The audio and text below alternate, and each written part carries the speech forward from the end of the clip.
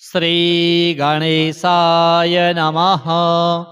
अथ श्री लक्ष्मीनारायण स्तोत्र। श्रीनिवास जगन्नाथ श्रीहरे भक्तवत्सल लक्ष्मीपते नमस्तुभ्यं त्राहि मां भवसागरात्। राधारमण गोविन्द भक्तकामप्रपूरक नारायण नमस्तुभ्यं त्राहि मां भवसागरात्। दामोदर महोदार सर्वापत्तिनिवारण ऋषिकेश नमस्तुभ्यं त्राहि मां भवसागरात्।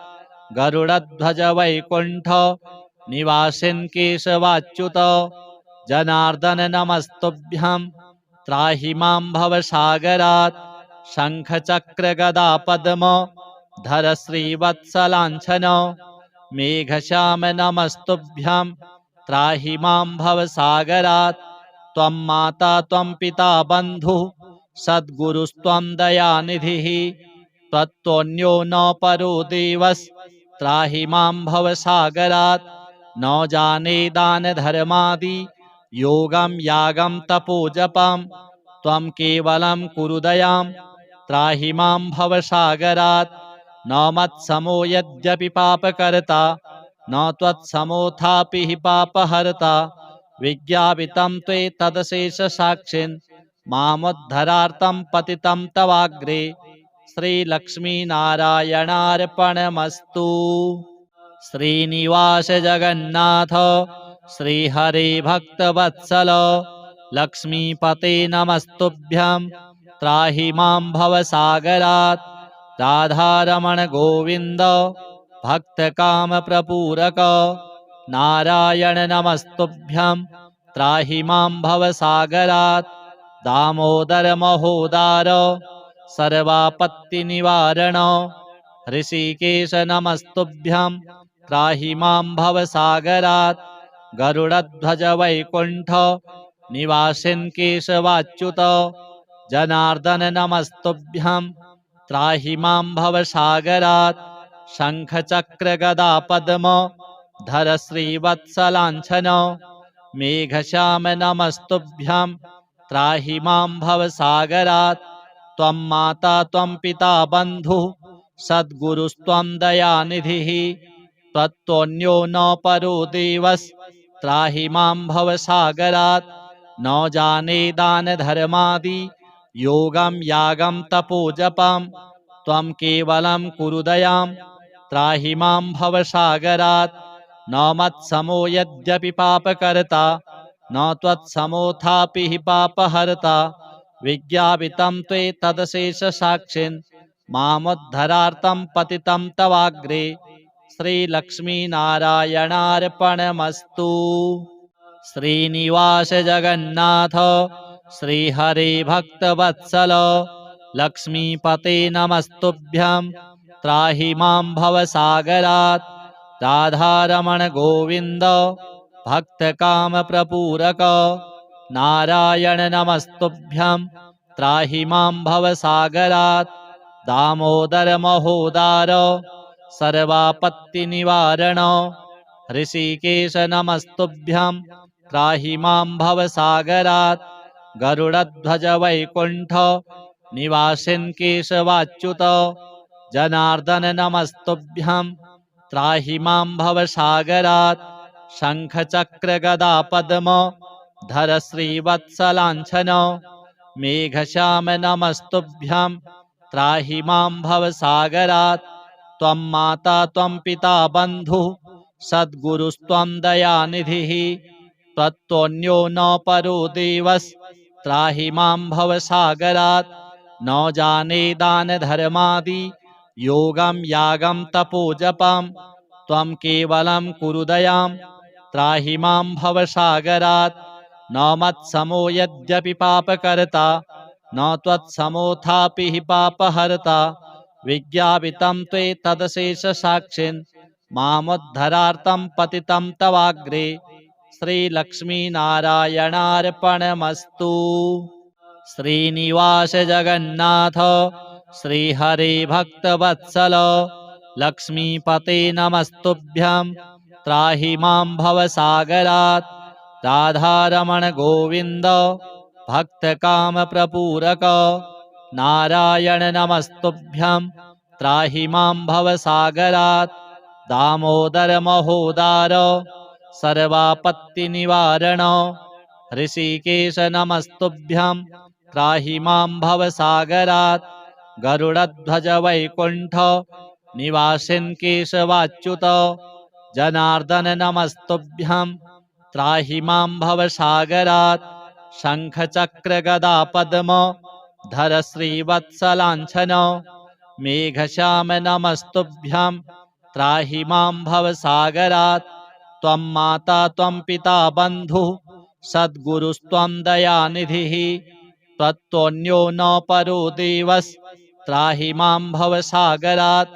न जाने दानधर्मादि योगं यागं तपोजपं त्वं केवलं कुरु दयां त्राहि मां भवसागरात्। न मत्समो यद्यपि पापकर्ता न त्वत्समोऽथापि हि पापहर्ता विज्ञापितं त्वेतदशेषसाक्षिन् मामुद्धरार्तं पतितं तवाग्रे। श्रीलक्ष्मीनारायणार्पणमस्तु। श्रीनिवास जगन्नाथ श्रीहरे भक्तवत्सल लक्ष्मीपते नमस्तुभ्यं त्राहि मां भवसागरात्। राधारमण गोविन्द भक्तकामप्रपूरक नारायण नमस्तुभ्यं त्राहि मां भवसागरात्। दामोदर महोदार सर्वापत्तिनिवारण ऋषिकेश नमस्तुभ्यं त्राहि मां भवसागरात्। गरुडध्वज वैकुण्ठ निवासिन् केशवाच्युत जनार्दन नमस्तुभ्यं त्राहि मां भवसागरात्। शङ्खचक्रगदा पद्म धर श्रीवत्सलाञ्छन मेघश्याम नमस्तुभ्यं त्राहि मां भवसागरात्। त्वं माता त्वं पिता बन्धुः सद्गुरुस्त्वं दयानिधिः त्वत्तोऽन्यो न परो देवस्त्राहि मां भवसागरात्।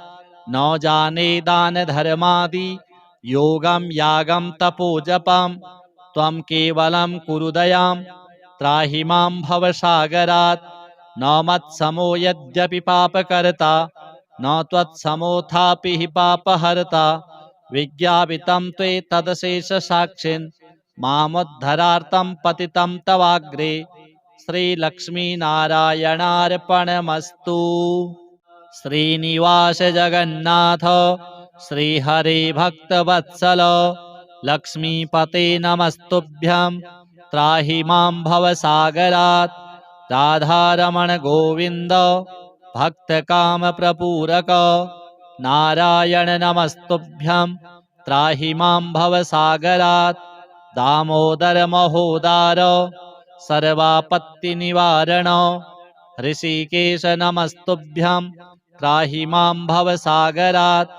गरुडध्वज वैकुण्ठ निवासिन् केशवाच्युत जनार्दन नमस्तुभ्यं त्राहि मां भवसागरात्। शङ्खचक्रगदा पद्म धर श्रीवत्सलाञ्छन मेघश्याम नमस्तुभ्यं त्राहि मां भवसागरात्। त्वं माता त्वं पिता बन्धुः सद्गुरुस्त्वं दयानिधिः त्वत्तोऽन्यो न परो देवस्त्राहि मां भवसागरात्। न जाने दानधर्मादि योगं यागं तपोजपं त्वं केवलं कुरु दयां त्राहि मां भवसागरात्। न मत्समो यद्यपि पापकर्ता न त्वत्समोऽथापि हि पापहर्ता विज्ञापितं त्वेतदशेषसाक्षिन् मामुद्धरार्तं पतितं तवाग्रे।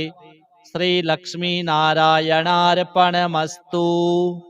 श्रीनिवास जगन्नाथ श्रीहरे भक्तवत्सल लक्ष्मीपते नमस्तुभ्यं त्राहि मां भवसागरात्। राधारमण गोविन्द भक्तकामप्रपूरक नारायण नमस्तुभ्यं त्राहि मां भवसागरात्। दामोदर महोदार सर्वापत्तिनिवारण ऋषिकेश नमस्तुभ्यं त्राहि मां भवसागरात् गरुडध्वज वैकुण्ठ निवासिन् केशवाच्युत जनार्दन नमस्तुभ्यं त्राहि मां भवसागरात् शङ्खचक्रगदापद्म धर श्रीवत्सलाञ्छन मेघश्याम नमस्तुभ्यं त्राहि मां भवसागरात् त्वं माता त्वं पिता बन्धुः सद्गुरुस्त्वं दयानिधिः त्वत्तोऽन्यो न परो देवस्त्राहि मां भवसागरात् न जाने दानधर्मादि योगं यागं तपोजपं त्वं केवलं कुरु दयां त्राहि मां भवसागरात् न मत्समो यद्यपि पापकर्ता न त्वत्समोऽथापि हि पापहर्ता विज्ञापितं त्वेतदशेषसाक्षिन् मामुद्धरार्तं पतितं तवाग्रे श्रीलक्ष्मीनारायणार्पणमस्तु। श्रीनिवास जगन्नाथ श्रीहरे भक्तवत्सल लक्ष्मीपते नमस्तुभ्यं त्राहि मां भवसागरात् राधारमण गोविन्द भक्तकामप्रपूरक नारायण नमस्तुभ्यं त्राहि मां भवसागरात् दामोदर महोदार सर्वापत्तिनिवारण ऋषिकेश नमस्तुभ्यं त्राहि मां भवसागरात् गरुडध्वज वैकुण्ठ निवासिन् केशवाच्युत जनार्दन नमस्तुभ्यं त्राहि मां भवसागरात् शङ्खचक्रगदापद्म धर श्रीवत्सलाञ्छन मेघश्याम नमस्तुभ्यं त्राहि मां भवसागरात् त्वं माता त्वं पिता बन्धुः सद्गुरुस्त्वं दयानिधिः त्वत्तोऽन्यो न परो देवस्त्राहि मां भवसागरात् न जाने दानधर्मादि योगं यागं तपोजपं त्वं केवलं कुरु दयां त्राहि मां भवसागरात् न मत्समो यद्यपि पापकर्ता न त्वत्समोऽथापि हि पापहर्ता विज्ञापितं त्वेतदशेषसाक्षिन् मामुद्धरार्तं पतितं तवाग्रे श्रीलक्ष्मीनारायणार्पणमस्तु। श्रीनिवास जगन्नाथ श्रीहरे भक्तवत्सल लक्ष्मीपते नमस्तुभ्यं त्राहि मां भवसागरात् राधारमण गोविन्द भक्तकामप्रपूरक नारायण नमस्तुभ्यं त्राहि मां भवसागरात् दामोदर महोदार सर्वापत्तिनिवारण ऋषिकेश नमस्तुभ्यं त्राहि मां भवसागरात् गरुडध्वज वैकुण्ठ निवासिन् केशवाच्युत जनार्दन नमस्तुभ्यं त्राहि मां भवसागरात् शङ्खचक्रगदापद्म धर श्रीवत्सलाञ्छन मेघश्याम नमस्तुभ्यं त्राहि मां भवसागरात् त्वं माता त्वं पिता बन्धुः सद्गुरुस्त्वं दयानिधिः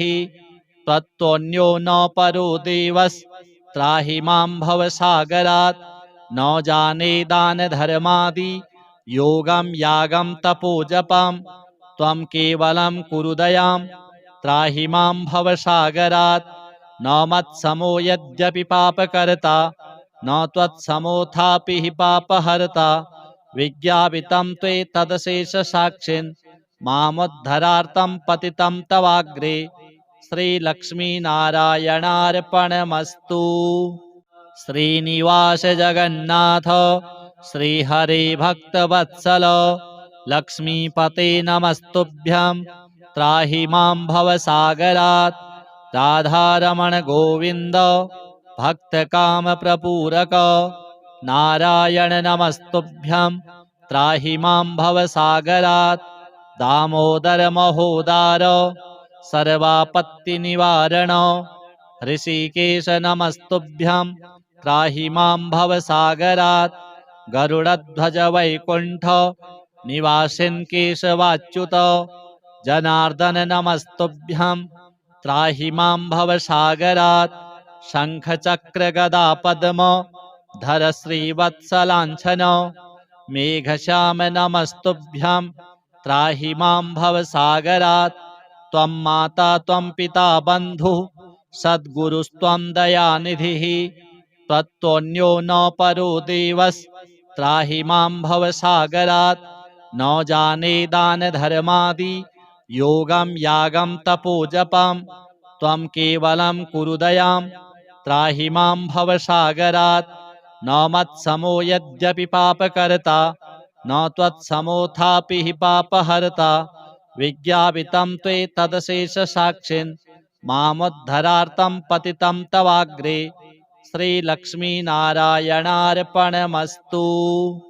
श्रीनिवास जगन्नाथ श्रीहरे भक्तवत्सल लक्ष्मीपते नमस्तुभ्यं त्राहि मां भवसागरात् राधारमण गोविन्द भक्तकामप्रपूरक नारायण नमस्तुभ्यं त्राहि मां भवसागरात् दामोदर महोदार सर्वापत्तिनिवारण ऋषिकेश नमस्तुभ्यं त्राहि मां भवसागरात् गरुडध्वज वैकुण्ठ निवासिन् केशवाच्युत जनार्दन नमस्तुभ्यं त्राहि मां भवसागरात् शङ्खचक्रगदापद्म धर श्रीवत्सलाञ्छन मेघश्याम नमस्तुभ्यं त्राहि मां भवसागरात् त्वं माता त्वं पिता बन्धुः सद्गुरुस्त्वं दयानिधिः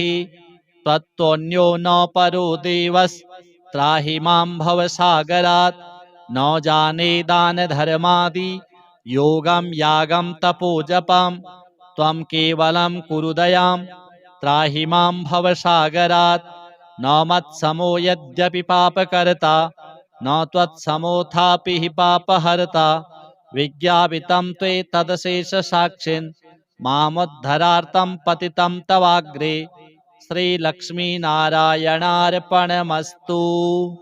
श्रीनिवास जगन्नाथ श्रीहरे भक्तवत्सल लक्ष्मीपते नमस्तुभ्यं त्राहि मां भवसागरात् राधारमण गोविन्द भक्तकामप्रपूरक नारायण नमस्तुभ्यं त्राहि मां भवसागरात् दामोदर महोदार सर्वापत्तिनिवारण ऋषिकेश नमस्तुभ्यं त्राहि मां भवसागरात् गरुडध्वज वैकुण्ठ निवासिन् केशवाच्युत जनार्दन नमस्तुभ्यं त्राहि मां भवसागरात् शङ्खचक्रगदापद्म धर श्रीवत्सलाञ्छन मेघश्याम नमस्तुभ्यं त्राहि मां भवसागरात् त्वं माता त्वं पिता बन्धुः सद्गुरुस्त्वं दयानिधिः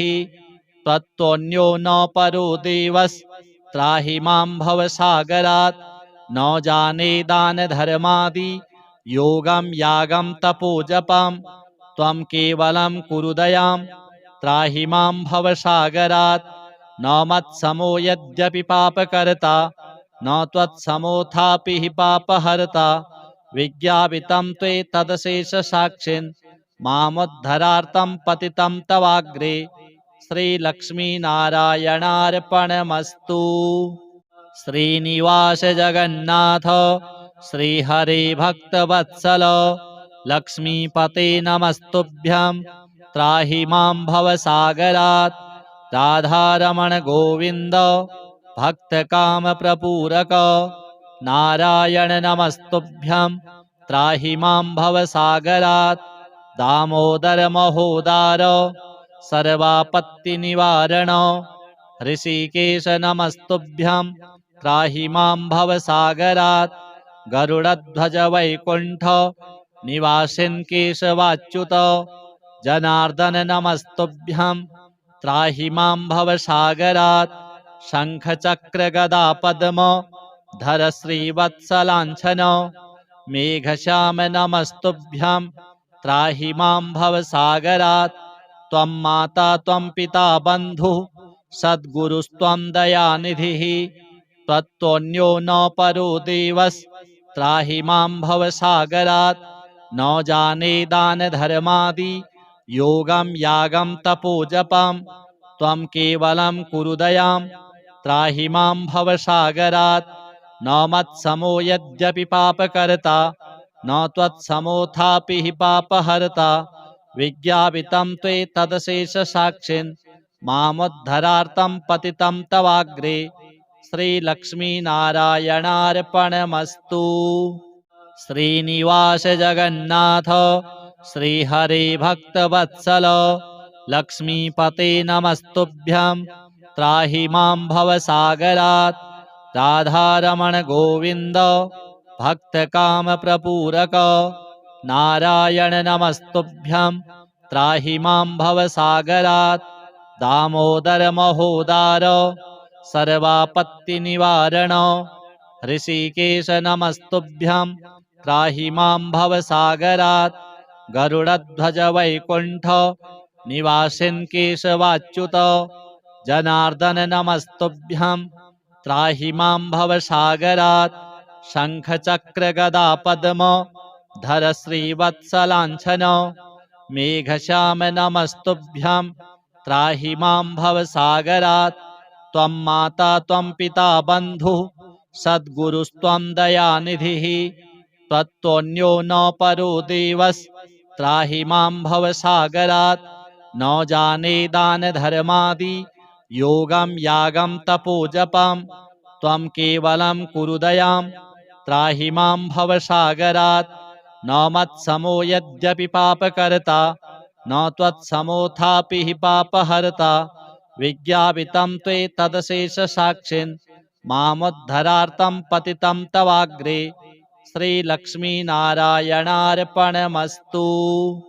श्रीनिवास जगन्नाथ श्रीहरे भक्तवत्सल लक्ष्मीपते नमस्तुभ्यं त्राहि मां भवसागरात् राधारमण गोविन्द भक्तकामप्रपूरक नारायण नमस्तुभ्यं त्राहि मां भवसागरात् दामोदर महोदार सर्वापत्तिनिवारण ऋषिकेश नमस्तुभ्यं त्राहि मां भवसागरात् गरुडध्वज वैकुण्ठ निवासिन् केशवाच्युत जनार्दन नमस्तुभ्यं त्राहि मां भवसागरात् शङ्खचक्रगदापद्म धर श्रीवत्सलाञ्छन मेघश्याम नमस्तुभ्यं त्राहि मां भवसागरात् त्वं माता त्वं पिता बन्धुः सद्गुरुस्त्वं दयानिधिः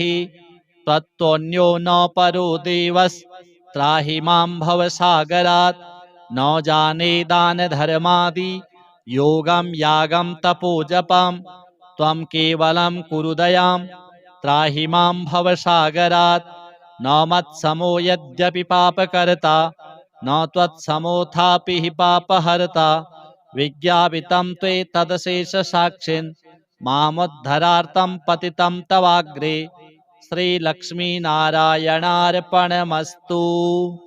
श्रीनिवास जगन्नाथ श्रीहरे भक्तवत्सल लक्ष्मीपते नमस्तुभ्यं त्राहि मां भवसागरात् राधारमण गोविन्द भक्तकामप्रपूरक नारायण नमस्तुभ्यं त्राहि मां भवसागरात् दामोदर महोदार सर्वापत्तिनिवारण ऋषिकेश नमस्तुभ्यं त्राहि मां भवसागरात् गरुडध्वज वैकुण्ठ निवासिन् केशवाच्युत जनार्दन नमस्तुभ्यं त्राहि मां भवसागरात् शङ्खचक्रगदापद्म धर श्रीवत्सलाञ्छन मेघश्याम नमस्तुभ्यं त्राहि मां भवसागरात् त्वं माता त्वं पिता बन्धुः सद्गुरुस्त्वं दयानिधिः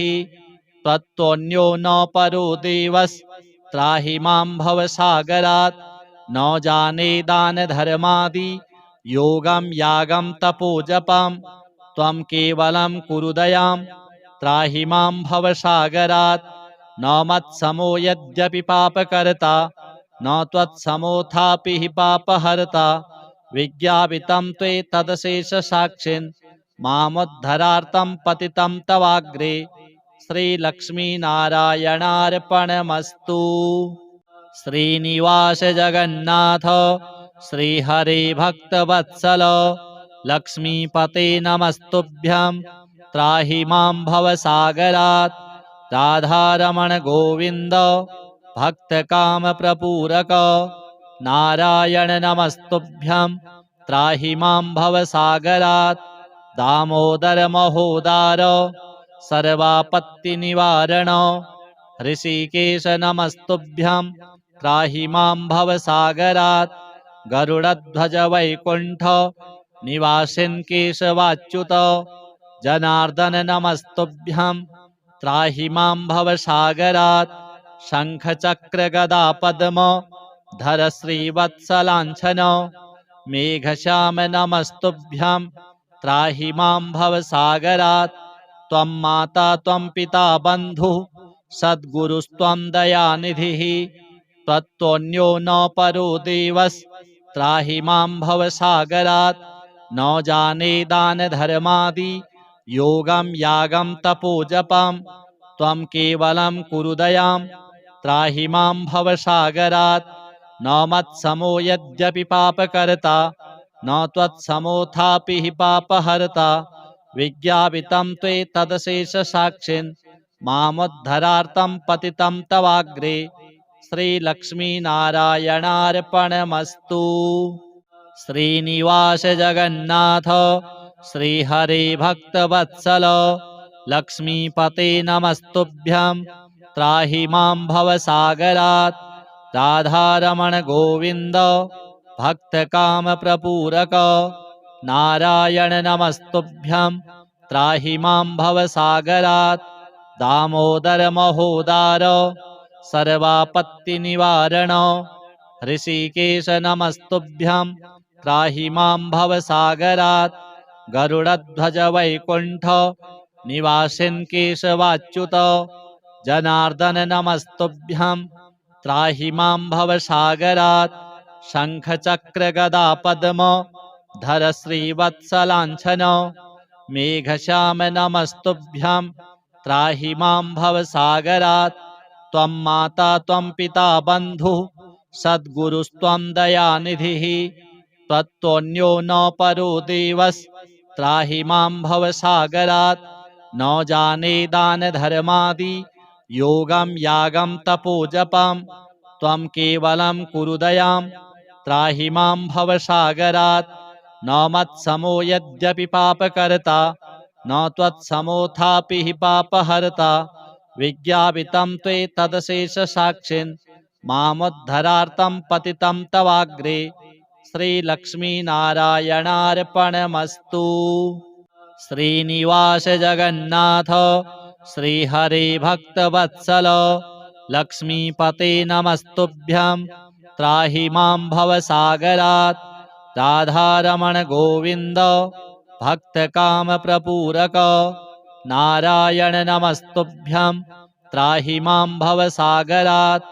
दामोदर महोदार सर्वापत्तिनिवारण ऋषिकेश नमस्तुभ्यं त्राहि मां भवसागरात्।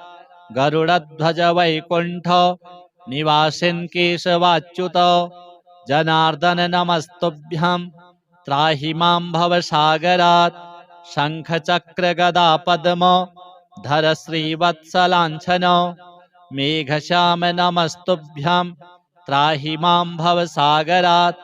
त्वं माता त्वं पिता बन्धुः सद्गुरुस्त्वं दयानिधिः त्वत्तोऽन्यो न परो देवस्त्राहि मां भवसागरात्। न जाने दानधर्मादि योगं यागं तपोजपं त्वं केवलं कुरु दयां त्राहि मां भवसागरात्। न मत्समो यद्यपि पापकर्ता न त्वत्समोऽथापि हि पापहर्ता विज्ञापितं त्वेतदशेषसाक्षिन् मामुद्धरार्थं पतितं तवाग्रे श्रीलक्ष्मीनारायणार्पणमस्तु। श्रीनिवास जगन्नाथ श्रीहरे भक्तवत्सल लक्ष्मीपते नमस्तुभ्यं त्राहि मां भवसागरात् राधारमण गोविन्द भक्तकामप्रपूरक नारायण नमस्तुभ्यं त्राहि मां भवसागरात् दामोदर महोदार सर्वापत्तिनिवारण ऋषिकेश नमस्तुभ्यं त्राहि मां भवसागरात् गरुडध्वज वैकुण्ठ निवासिन् केशवाच्युत जनार्दन नमस्तुभ्यं त्राहि मां भवसागरात् शङ्खचक्रगदापद्म धर श्रीवत्सलाञ्छन मेघश्याम नमस्तुभ्यं त्राहि मां भवसागरात् त्वं माता त्वं पिता बन्धुः सद्गुरुस्त्वं दयानिधिः त्वत्तोऽन्यो न परो देवस्त्राहि मां भवसागरात् न जाने दानधर्मादि योगं यागं तपोजपं त्वं केवलं कुरु दयां त्राहि मां भवसागरात् न मत्समो यद्यपि पापकर्ता न त्वत्समोऽथापि हि पापहर्ता विज्ञापितं त्वेतदशेषसाक्षिन् मामुद्धरार्थं पतितं तवाग्रे श्रीलक्ष्मीनारायणार्पणमस्तु। श्रीनिवास जगन्नाथ श्रीहरे भक्तवत्सल लक्ष्मीपते नमस्तुभ्यं त्राहि मां भवसागरात् राधारमण गोविन्द भक्तकामप्रपूरक नारायण नमस्तुभ्यं त्राहि मां भवसागरात् दामोदर महोदार सर्वापत्तिनिवारण ऋषिकेश नमस्तुभ्यं त्राहि मां भवसागरात् गरुडध्वज वैकुण्ठ निवासिन् केशवाच्युत जनार्दन नमस्तुभ्यं त्राहि मां भवसागरात् शङ्खचक्रगदापद्म धर श्रीवत्सलाञ्छन मेघश्याम नमस्तुभ्यं त्राहि मां भवसागरात् त्वं माता त्वं पिता बन्धुः सद्गुरुस्त्वं दयानिधिः त्वत्तोऽन्यो न परो देवस्त्राहि मां भवसागरात् न जाने दानधर्मादि योगं यागं तपोजपं त्वं केवलं कुरु दयां त्राहि मां भवसागरात् न मत्समो यद्यपि पापकर्ता न त्वत्समोऽथापि हि पापहर्ता विज्ञापितं त्वेतदशेषसाक्षिन् मामुद्धरार्थं पतितं तवाग्रे श्रीलक्ष्मीनारायणार्पणमस्तु।